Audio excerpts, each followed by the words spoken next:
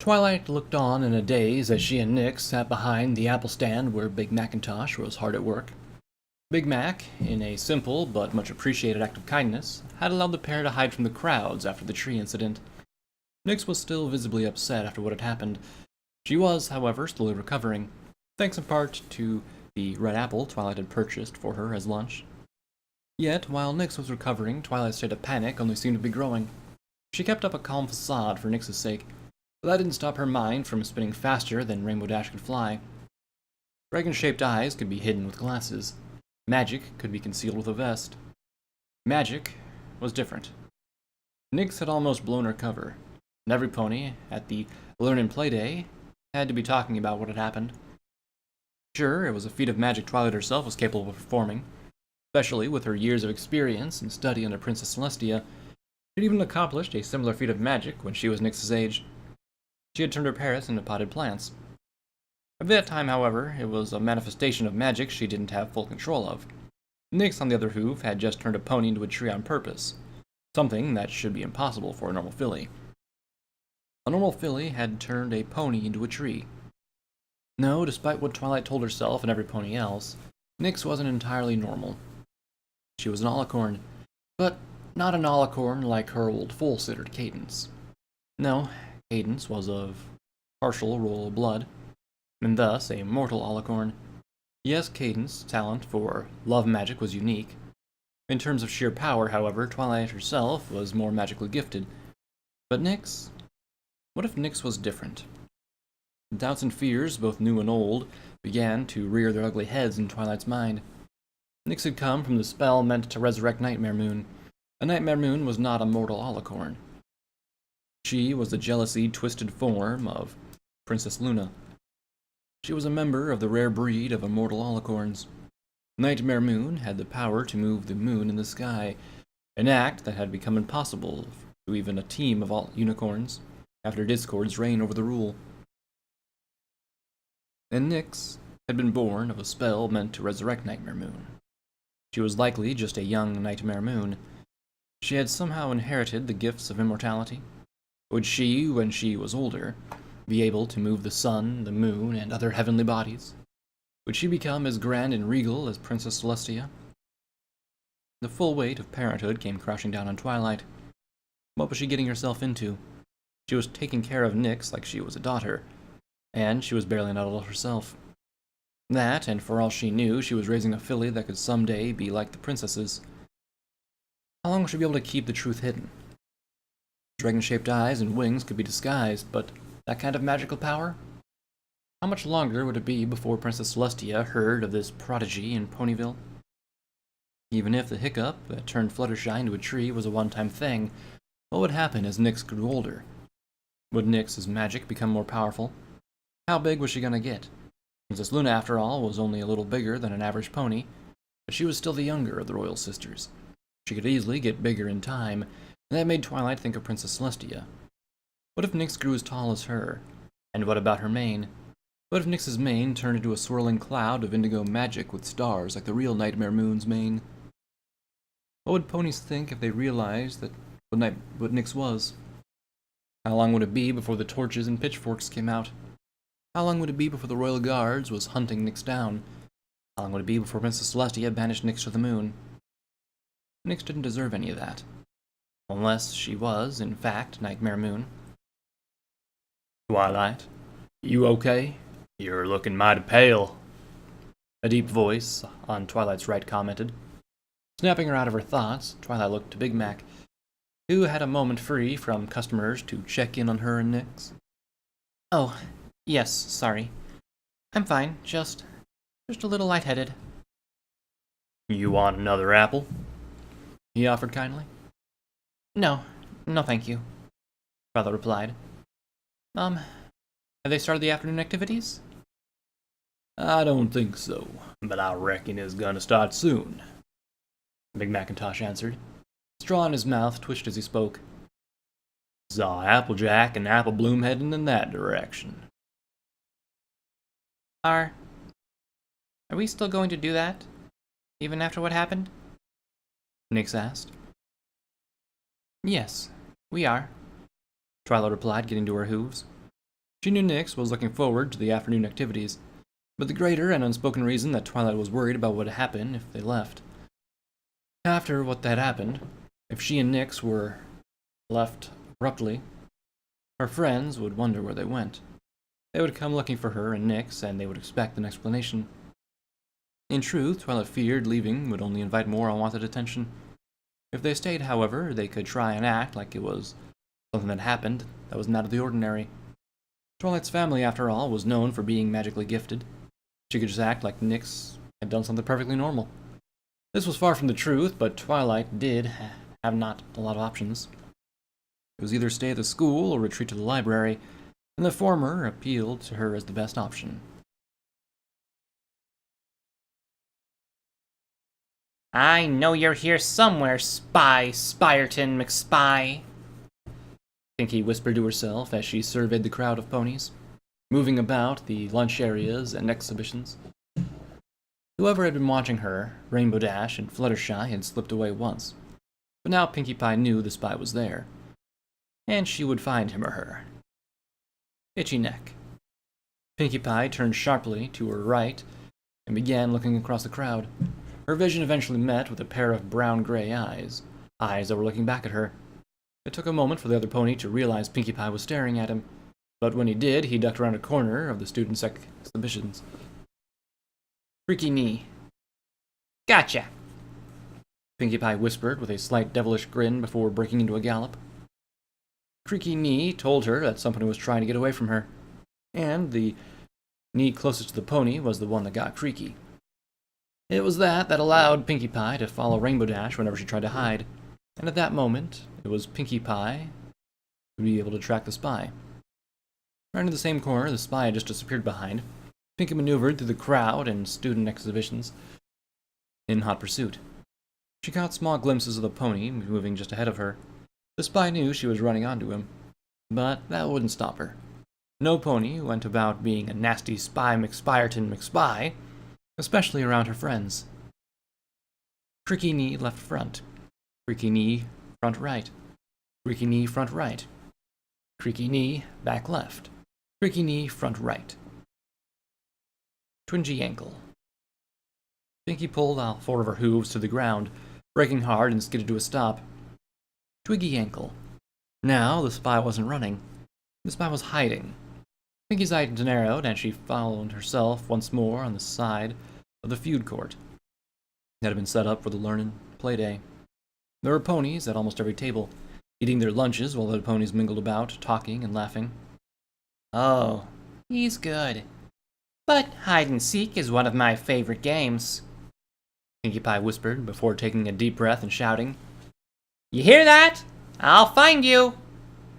All the ponies who had been eating their meals and chatting looked and turned to Pinkie Pie, almost quite startled by her sudden and loud proclamation. Still, Pinkie Pie ignored the confused stares. She scanned the crowd and eventually spotted a pony sitting alone at a table who had not turned around. He was the only stallion that hadn't turned to look at her. Her eyes fell on the back of his slicked-back navy blue mane. Gotcha! Again. Pinkie Pie hissed with a menacing grin. She moved across the food court slowly, stepping between ponies as she did her best to approach the spy from behind. She circled around the chatting ponies, ducked behind a baby carriage, and even hid in a bundle of balloons, each move closer to her prey. Yet, when she was within a few tables, a familiar face popped up in front of her. Oh, there you are, Pinkie Pie. I was worried when you ran off, Rainbow Dash said. It's almost time to start the afternoon sports and games. You still want to help? Pinkie Pie glared, trying to strain her neck and look around Rainbow Dash. No, I don't, because I'm tracking a pony and...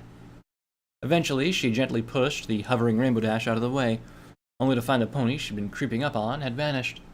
Pinkie Pie grunted with aggravation before turning an accusing glare on Rainbow Dash. And you let him get away. Dash put her hooves up defensively. Whoa, sorry. I didn't mean to mess up. Whatever it is you're doing. Creaky knee front right. Pinkie Pie's frown quickly turned back to a sinister smile. She turned her head in the direction of her creaky knee. Don't worry about it, Dashy. Now the spy's trying to run away from me again. And no pony can run away from Pinkamena Diane Pie. Dash cocked an eyebrow. Wait, you're still chasing that imaginary spy? Pinkie Pie offered no answer. Instead, she broke into a gallop, leaving Rainbow Dash behind as she charged across the food court. She caught sight of the navy blue tail ducking behind the front of a schoolhouse. As she broke into a full sprint to catch up, she leaped around the corner but saw no sign of the mysterious pony. Freaky knee front right. G ankle. Pinkie Pie smiled triumphantly as she put a hoof on the schoolhouse's front door. Oh, you silly spy. You thought you could hide in the schoolhouse, but no pony can hide from me. She pushed on the doors, throwing them open with a resounding crash. Then she somersaulted once, jumped up onto her back hooves, and pulled off a karate pose as she shouted into the dark. Come out now, Spy Spyerton McSpy. I know you're in here, and you're gonna tell me why you're being a big meanie and spying on me and my friends. Enough of this. A voice snarled from the back of the room. Pinkie Pie turned, her eyes meeting the same brown-gray eyes she'd seen from among the exhibits. When the eyes closed, they reopened with brilliant turquoise irises. All right, ponies, Rainbow Dash hollered over the remaining crowd. it's time for the last event of the day, the Tug-of-war tournament. The parents and other ponies who had come out for the Learn and Play Day cheered, having formed a sizable audience around 3 tug-of-war ropes. So, here's how it's gonna happen. There'll be teams of 4, and each team has been placed in our tournament roster. There's also 3 age groups, and teams will fit into the age group of its oldest member. The last team standing in each age group will get prizes, and then we'll let the top teams tug it out to see which one is tug-of-war champion for the day. Now, teams, report to the rope you were assigned and let's get tugging. The fillies and colts who had been watching near the front of the audience all cheered and separated themselves into their age groups. At the red rope for the youngest age group, Rarity stood with a clipboard floating gently in front of her. Shirley was monitoring a middle-aged group, and Applejack was keeping the oldest of the school ponies in line. "All right," Rarity said in a sing-song manner above the little fillies and colts that had crowded around her. "First up are the Cutie Mark Crusaders versus the Carrot Clan. Those 2 teams, get to your sides of the rope, and every pony else, please stay back." The young ponies followed her directions. On one side of the rope were the 3 colts and a filly, all of them with the same form of carrot-themed Cutie Mark, who took up the rope in their teeth. On the other side of the rope were the 4 fillies wearing bright red Cutie Mark Crusader capes in the line. Sooty Belle was in the front, Scootaloo behind her. Nix, who had been officially inducted into the Cutie Mark Crusaders just after the Spring Festival, took up the 3rd position. Apple Bloom was at the end, acting as the team's anchor. Now, while I suggested that you having a rope to pull across the line would have been much cleaner and safer, Rainbow Dash saw fit to use the mud pits. Something about it being easier to keep track of the winners. Rarity mused as she looked over the colts and fillies she would be refereeing. Now, the goal is to pull all members of the group, the other team, into the mud. The rules are simple. If your team as a whole lets go of the rope or gets pulled into the mud, then you lose. Magic is not allowed, and Pegasi must keep their hooves on the ground. Every pony understand? Rarity asked. The 2 teams nodded their heads in agreement, already starting to pull the rope taut between them.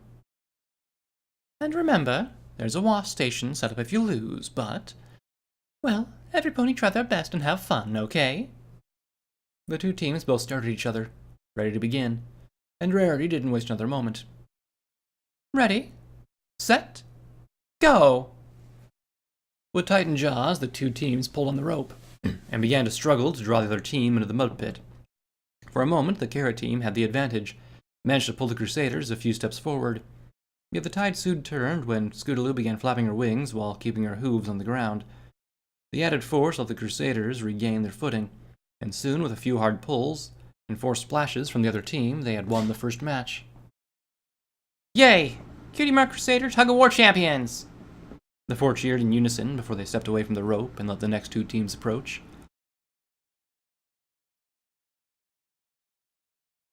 The Cutie Mark Crusaders won 2 more rounds before they reached their age group's final match. The Crusaders couldn't be happier with whom they were facing. Diamond Tiara and Silver Spoon had gotten two of the strongest colts in the age group on their team, and they reached the final match by relying on those two colts.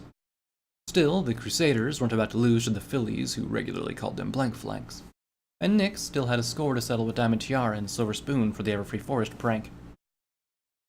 Ready, set, go! Rarity shouted, and the two teams pulled the rope taut. Almost immediately, the two colts on the other team began dragging the Cutie Mark Crusaders forward. They were colts just barely in the youngest age group, which gave them a noticeable physical advantage over the Crusaders. Come on! Apple Bloom grunted through the rope in her mouth. Pull! We are! Scootaloo grunted back. But our hooves are slipping. Looks like you four are gonna be losers and blank flanks. Diamond Tiara heckled with a laugh. She even took her mouth off the rope since the two older colts on her team were doing all the work. We're not losers! Sweetie Belle shouted. She dug her hooves into the ground and halted her team, slow to feet, just before she would have fallen into the pit. Every pony, Apple Bloom said through the rope in her teeth. pull hard together. Ready? Pull! The four Crusaders put their weight into their unified tug and managed to regain some ground, each taking a single step back. Once more, Apple Bloom called. Ready? Pull! And again, the fillies were able to reclaim a single step, slowly dragging back the older stallions. For the first time in the tournament, Diamond Tiara and Silver Spoon had to do what little they could to help the colts on their team. It was enough to stop the Crusaders, but not before they'd regained the ground they'd lost. It was then that the two teams entered into a stalemate. Neither team was able to gain an inch. Even Apple Bloom's tactic was soon rendered useless. Diamond Tiara's team had figured out a counter-strategy of pulling on the rope whenever Apple Bloom shouted pull. Soon, both teams broke down to just pulling on the rope with all their strength, hoping to win the competition through brute force alone. That strategy, however, began to take its toll. My jaw's starting to hurt. Sweetie Belle mumbled out. Just hold on. We can win this. Scootaloo said, trying to pep up the team as she flapped her wings as quickly as she could. Apple Bloom nodded, huffing through her nostrils. Yeah, we just gotta keep pulling. No, we don't. Nyx grunted as the Crusaders began to lose their little hard-earned ground. You better not be saying we should give up, Nyx. Apple Bloom grumbled. I'm not. Nyx stressed. I'm saying we can't overpower them. We just have to outthink them. And how do you suppose we do that? Apple Bloom asked. Hey, I think I got an idea. Scootaloo called out, before she began whispering. Her voice was just loud enough for her friends to hear. Soon her idea had been formed into a plan by Apple Bloom. It was a gamble, but the four fillies got ready as Apple Bloom began to count. 3, 2, 1, pull! Apple Bloom shouted through the rope in her teeth. Diamond Tiara's team, hearing this, quickly pulled, trying to counteract the rallied tug the Crusaders were trying to perform. The Crusaders, however, didn't pull back. They instead let Diamond Tiara's team have some slack. The sudden lack of opposition threw Diamond Tiara's team off, causing the colt they had in the back to trip over his own hooves and fall to the side. This was what the Crusaders had been hoping for. Apple Bloom shouted out another pull, and with one of the two colts off his hooves, the four fillies were able to pull the rest of the team into the mud puddle with a resounding splash. Match over. The Cutie Mark Crusaders win. Rarity sang out to the cheer of the crowd. No! Diamond Tiara cried out in anger as she tried to stand back in the mud pit. We were supposed to win. Diamond Tiara then tried to stomp her hoof in protest, but the slick ground beneath her caused her to lose her footing and fall back into the mud. Diamond Tiara's minor tantrum, however, only made the victory sweeter for the four Cutie Mark Crusaders. The fillies shared a single high hoof, and went to where Rainbow Dash was hovering so they could wait for the other age groups to finish. Alright, it's time for our awesome championship round. Dash announced at the applaud of the crowd. The crowd had gathered around the one remaining tug-of-war rope, which Rainbow Dash was hovering above. It's gonna be between the Cutie Mark Crusaders and the Boulders. Apple Bloom, Sweetie Belle, Scootaloo, and Nyx all looked wide-eyed at their opponents. By some luck, they had managed to beat the middle-aged group champion team, but now the four fillies were facing the Boulders, a team of 4 colts that were very close to being considered young adults. Now, since one team has an obvious advantage, Dash added, motioning towards the 4 Earth ponies on the other team, we'll allow the Cutie Mark Crusaders an advantage as well. They can either add another pony to their team, or one unicorn can be allowed to use magic. Or they can pick a pony from the boulders to sit out. The Crusaders huddled up, and Applebloom quickly offered her opinion. We should ask my sister to join our team. No, wait. We should ask Big Mac to be on our team. I bet he can beat those 4 ponies all by himself. No, I want to beat these colts ourselves, Scootaloo argued, taking a moment to poke her head out of the huddle and glare at the other team before looking back at her friends. I say we take the biggest to make him sit out. It'll be 4 versus 3. What about magic? Asked Sweetie Belle. I'm not very good, but Nyx knows some magic. She turned Fluttershy into a tree. You heard about that? Nyx said, a bit embarrassed. Hard not to, considering every pony there saw the tree. Scootaloo pointed out. Still, I think Sweetie Belle's right. I don't know, Applebloom said hesitantly. Nyx, you think you have enough magic? I don't know. Maybe, I guess? Come on, Applebloom. Just think about it, Scootaloo said as she nudged her friend. The 4 of us beating the 4 of them without any help. It'd be awesome. Applebloom smiled a little. Well, I guess it would be cool. And it's not like we got anything to lose. We already beat Diamond Tiara. Seeing her fall in the mud like that was really all I wanted to get out of this tug-of-war. Alright, it's decided. Nyx will be our anchor and use her magic. Scootaloo concluded. The Crusaders entered their huddle and told Rainbow Dash their choice. Rainbow echoed their choice of the crowd, and most of the ponies cheered at the team's courage, though Twilight looked with a forced, anxious smile. The 4 nearly grown stallions on the other end took their ropes in their mouths, smiling like they had already won. Sweetie Belle, Applebloom, and Scootaloo took hold of the rope as well, fighting down hard as they prepared for what was going to be a very hard match to win. Nyx stood at the end, gripping the very end of the rope with her teeth. Her horn was also glowing as she used her magic to try and keep the team's hooves from sliding. Alright, is every pony ready? Dash asked, looking at the 2 teams. They all gave a nod. With a smile, Dash lifted a hoof. Ready, set, go! Splash! Sweetie Belle was down within moments of the match starting. All it had taken was the sound of the tug from the big stallions on the other team to send her falling into the mud pit. The rest of the Crusaders tried their best to pull back from the first moment the match had been one-sided. Even with Nyx doing her best to use her magic, the boulders were able to drag them forward with little difficulty. Splash! Scootaloo crashed face first into the mud pit right beside Sweetie Belle, who had just barely managed to get out of the way. Splash! The older colts were grinning, finding some perverse joy in sending 4 little fillies crashing into the mud. The third splash was Applebloom, joining Scootaloo and Sweetie Belle, leaving Nyx alone on the rope. Her hooves were sliding across the ground, the other team dragging her closer and closer to the mud. Nyx, for a moment, considered just letting go and giving up. After all, what hope did she have of beating 4 big colts? Come on, Nyx! Applebloom called out as she climbed out of the mud. Use more magic! Yeah, don't let him beat ya! Scootaloo shouted. She also stomped her hoof, but soon regretted the action as it splashed more mud into her face. Nyx began to panic. With her friends cheering, letting go of the rope wasn't an option. Still, how in Equestria was she supposed to beat 4 colts by herself?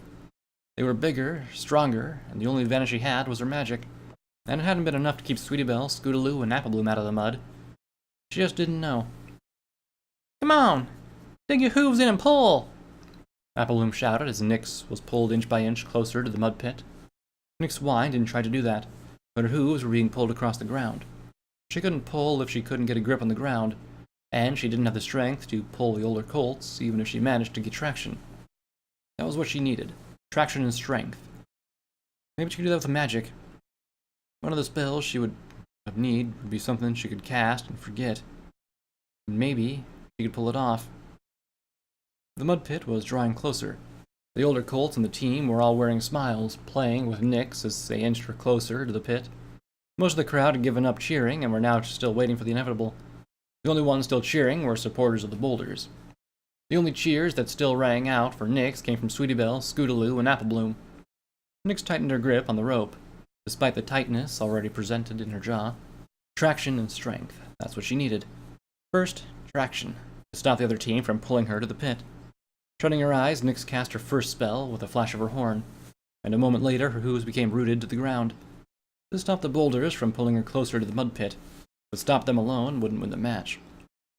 With the first spell cast, Nyx began to pour the mystical energy into herself, bending the magic from her horn down to her legs and jaw. Nyx could feel it working almost immediately. She could feel herself getting just a little stronger as her body became fueled by the magic. Her jaw no longer hurt, and with her grip on the rope secured, she lifted one of her hooves and revealed the effect of her first spell.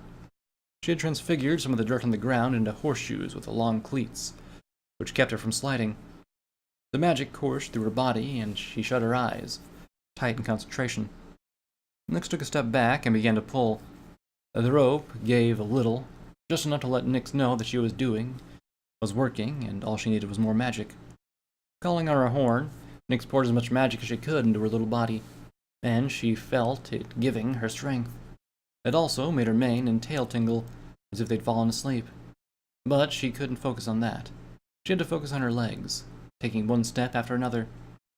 She pulled with her neck, then used the slack to take a step back. Slack, step, slack, step. She kept up the pattern, repeating it over and over until her ears were greeted with 4 sounds. Splash, splash, splash, splash.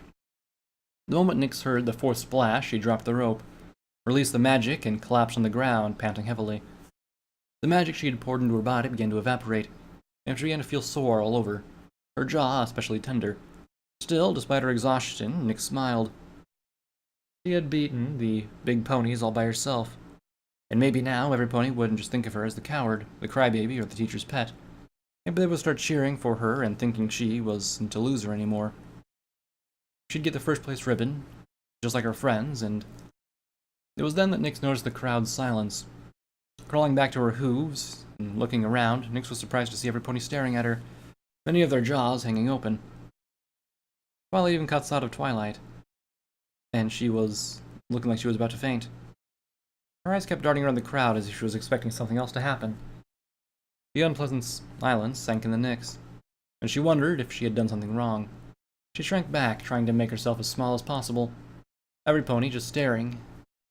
She didn't like it. She looked around desperately, hoping to find some pony, any pony who was actually happy that she'd won the match. Thankfully, Nyx found 3 such ponies. Her friends. While it had taken them a moment to process what she'd done, the realization soon hit the Cutie Crusaders. The 3 other fillies raced towards their friend with wide, expecting grins on their faces. Scootaloo was the first to reach Nyx, cheering at the top of her lungs. That was awesome! You did it! You did it! Sweetie Belle added as she bounced excitedly up and down. The cheers and admiration from the Crusaders snapped the crowd out of their stupor. Some of them applauded and offered sincere cheers, while others just stomped their hooves on the ground to be polite. The rest didn't applaud at all, and instead whispered to each other quietly. Amongst those who applauded was one pony with a brown-gray eyes and a blue, slick black mane. He applauded with a gentle smile on his lips, while his eyes remained focused on Nyx.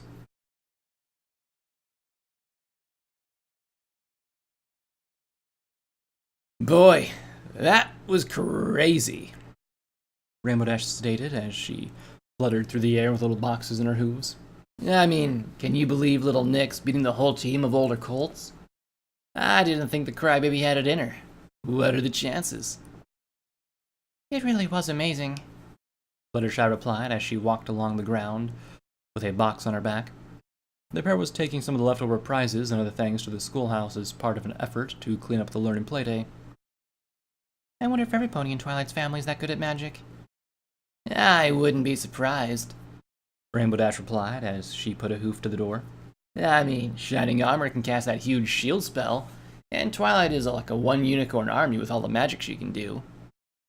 She entered the darkened schoolhouse, but before she could get 2 feet in the door, she ran into something. Caught off guard by the sudden collision, Rainbow quickly flew backwards and tried to register what she'd run into. Pinkie Pie? Rainbow Dash muttered. She and Fluttershy saw the boxes they were carrying down and moved around in front of Pinkie Pie. Pinkie was standing still as a statue on her hind legs in a karate pose, and her eyes were focused on a point on the far side of the room. Is she even breathing? Rainbow Dash asked, noticing how very still Pinkie Pie was standing. Fluttershy looked over Pinkie Pie, only for a panicked frown to form on her face. Oh no. She's been stared. Rainbow Dash couldn't help but cock an eyebrow as she waved a hoof in front of Pinkie Pie's eyes. What does that mean? Fluttershy turned her gaze on Dash and motioned towards her own eyes. You know, the stare. Ah, right, Rainbow Dash replied. It's what you do when you want to make some animal do something, right? Well, not exactly, but yeah, sort of. Fluttershy replied as she gingerly poked Pinkie Pie's hoof. Anyway, sometimes when I use the stare, I can make the pony or animal I'm staring at just freeze up. Wait, so you did this to Pinkie Pie? No, it wasn't me. Fluttershy quickly clarified. I haven't done this to any pony in years. It was only when I first found out that I had the stare that I actually did it once in a while. But I'd never do it on purpose to another pony. No, some other pony did this. Rainbow Dash turned her attention back to Pinkie Pie. Okay, but how do we fix it?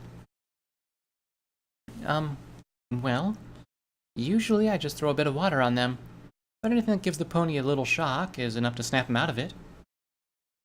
Oh, I got an idea, Rainbow Dash said, hovering near Pinkie Pie's ears and began to whisper. Hey, Pinkie Pie, Twilight just got a letter from Princess Celestia. She wants you to plan the next Grand Galloping Gala. Pinkie Pie's eyes, which had been narrow and transfixed upon a spot in the far wall, grew wide, and in a flash, Pinkie Pie was bouncing off the walls and ceiling, her giggles filling the air. Oh, that is super duper amazing! I'm going to make it the best party ever! I'm going to make the most amazing, incredible, tremendous, wonderfully, terrifically humorous party in all of Equestria. Oh, the Grand Galloping Gala will be the greatest party. Hip hip hooray, it'll be the best thanks to me, to Pinkie. Yeah, Pinkie Pie, Rainbow Dash said, wearing an apologetic grin. About that, I was lying. Pinkie Pie froze up in mid-jump, defying gravity for a moment before dropping down to the ground. She then trotted over to Rainbow Dash with a cold glare in her eyes. That was not an okay prank, Rainbow Dash. Rainbow rubbed the back of her neck while she glanced away, unable to meet Pinkie's eyes. Yeah, I'm sorry about that. But it wasn't meant to be a prank. I just needed something to snap you out of being stared. Pinkie's expression shifted from irritated to confused. Wait, I was stared? Rainbow looked back at Pinkie, since it was now her turn to be confused. You actually know what that is? Oh, yes. Fluttershy admitted sheepishly. Well, when I first met Pinkie Pie, she kind of, scared me. I didn't mean to, but I used the stare on her and she got stared. It was the last time she ever did it, Pinkie Pie pointed out. unless you count the day. But, Pinkie, I wasn't the one who stared you today. Fluttershy corrected. You weren't? But then who? Pinkie Pie began, only for her eyes to narrow. She turned to look at the far end of the room, intending to glare at a pony who was no longer there. It was him! Him who, Pinkie? Dash asked. The spy! She thieved as she trotted across the room and pointed to a spot on the floor. I followed him in here, and he was standing right here. Right here! I had him cornered, but then he opened his eyes, and they had changed colors. The next thing I remember is you telling me Princess Celestia wanted me to plan the next Grand Olympic Gala, which, by the way, is still a mean prank, Rainbow Dash. Look, Pinkie, I said I was sorry, Dash countered as she flew to her friend. But I guess you weren't kidding about the spy. I mean, it's not like an imaginary pony could have stared you. But why would any pony spy on us? Fluttershy asked as she made her way across the room, walking between the desks. I don't know, but I'm going to find out. Pinkie Pie assured firmly, only for her normal, happy, bubbly attitude to return a moment later as she bounced towards the schoolhouse door. Well, after all the fun afternoon games, I would hate to miss the six-legged race and watching Tug-of-war. Oh, and I just have to play Pin the Tail on the pony. Pinkie, you did miss all that. Pinkie Pie half froze through the school door, where she spun around on her hooves and looked at the two Pegasi. What? Yeah, you've been in here all afternoon, Rainbow Dash informed her friend. We're actually cleaning up right now. Oh, now I'm going to find that spy, Pinkie Pie declared, her eyes dark with resolve. Not just because he was a spy, Spyerton McSpy. No, now it's personal. No pony makes Pinkie Pie miss Pin the Tail